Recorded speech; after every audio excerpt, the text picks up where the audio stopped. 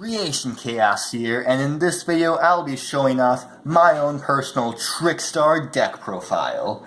Now, it's not your typical Trickstar build. I do have my own little spicy text to it that you might want to include, or at least think about. And I also don't quite have as many cards as most people have to put in their Trickstar builds, such as like the extra deck monsters. I'm not very extra deck heavy in this build because I don't have all those cards, so therefore I'm also not running Scapegoat, and I'm also not running any hand traps. I do have some hand traps, but I don't have any Droll and Lockbird. I have one Ash Blossom and a bunch of Ghost Ogres, and Ghost Reaper is more of a side deck card, which I do have 3 of.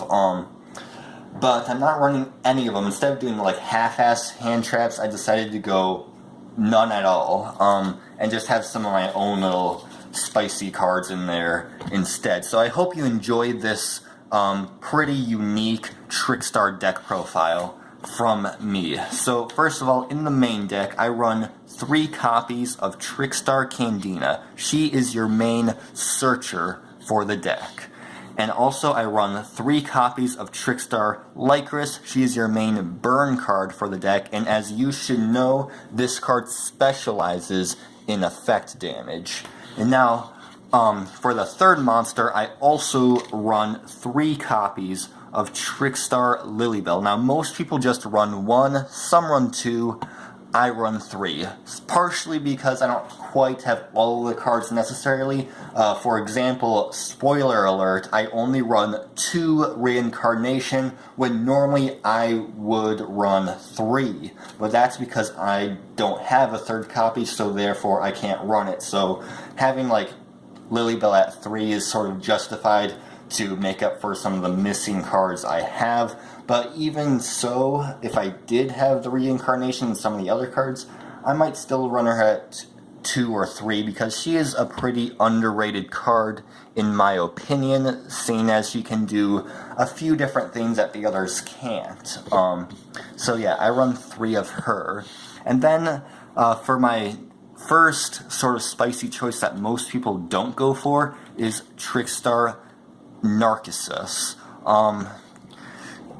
Most people don't run her at all. I might run like less of her if I get a Reincarnation or like another card I need, but for now I just run 3 of her. And what she does is that while she's on the field, she inflicts damage.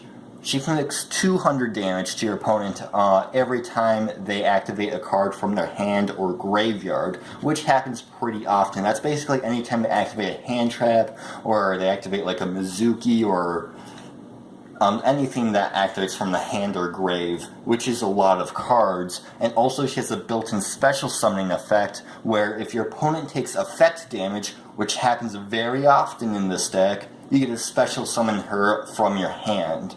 So that's pretty cool. So you always get to do that right away. And since Lycris does burn damage in the draw phase, you get to immediately respond to her, which will also let you chain Reincarnation in the draw phase so that you can get all 6 cards in your opponent's hand banished and they draw 6 to do maximum burn damage. I think that's just really good. And now that's it for the Trickstar monsters.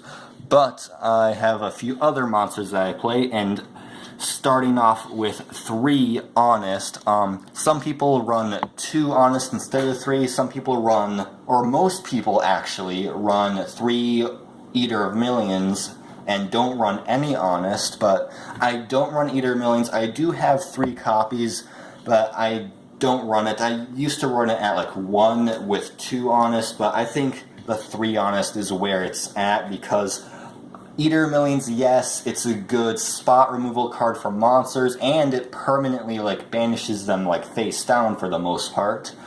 But Honest can not only defeat an opponent's monster and also inflict a decent amount of damage to their life points, whereas Eater of Millions usually can't unless you use it with like Pot of Desires.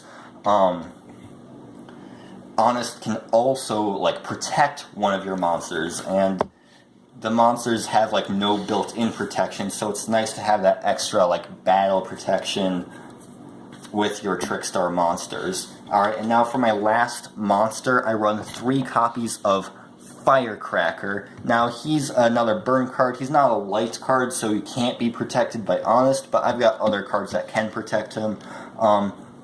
In case I do have him on the field, sometimes I just discard him to inflict 1,000 burn damage to my opponent, which can win me the game in a lot of instances if they're running low.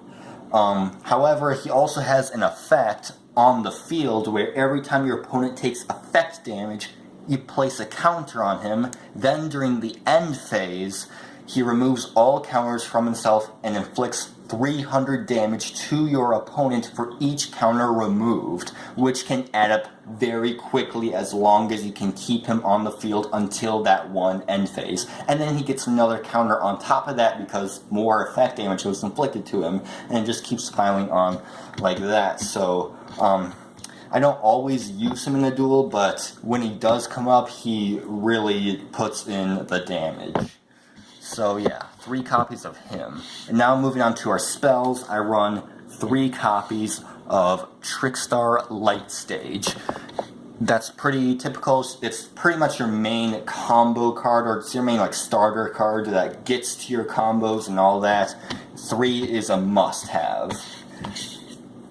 Then I play 3 Terraforming, which is also pretty standard to get to the light stages. I also play 2 Pot of Desires.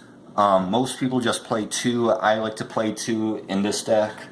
It, gets to your cards, gets a +1, and it's not too bricky with 2, whereas it might be with 3. Then I also run 1 Monster Reborn and 1 Regeki, just to, revive a monster, board wipe.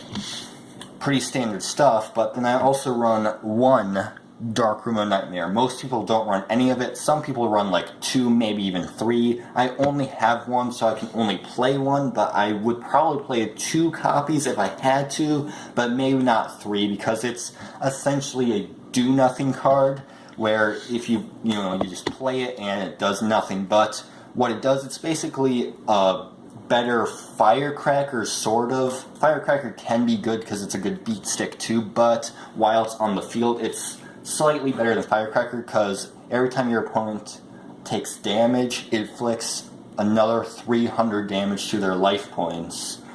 So immediately, whereas Firecracker does all that in one big explosion at the end. This one does it immediately, but at the same time Firecracker has other applications that this card does not, whereas that's the only application for this card. So I think 1 is fine. I'd probably run 2 if I had to, but I also run Double Summon. This is another little spicy tech that I don't see many people run. I would run this at 3 probably, but I only have 2, so I can only play 2, and it gets your combos really going.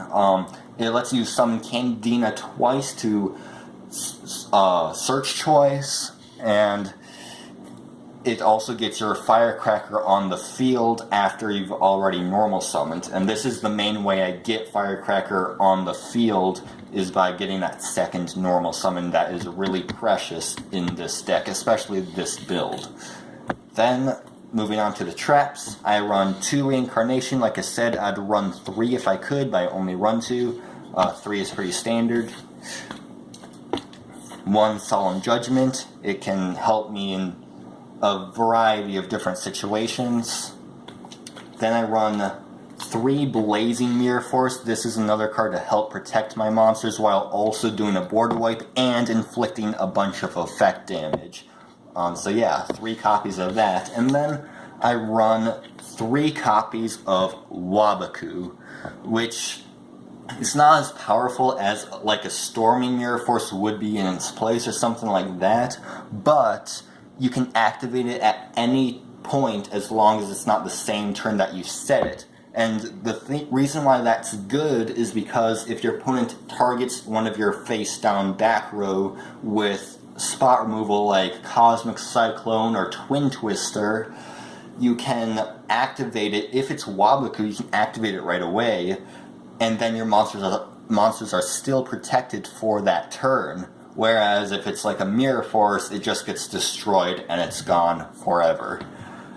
So yeah, that's the nice thing about Waboku. It adds you some more security and protects your monsters for another turn. So yeah, and now moving on to the extra deck. Like I said, I don't run much. 1 Holly Angel, I'd probably run 3 if I had 3, because I don't even run a 15-card extra deck in this case. And then finally, I run 3 Gaga Cowboy. I usually don't summon him, but when I do, he does come into clutch every once in a while. Yeah, I usually don't even go into my extra deck all the time, but when I do, it can be decent. Yeah, I'd run more extra deck monsters if I had the ones to spare, or if I was running Eater Millions, I'd just put a bunch of monsters in there to banish off with him. But yeah, that's about it for my Trickstar deck profile. I hope you liked it, and stay tuned for more deck profiles in the future. But until then, this is Creation Chaos signing out.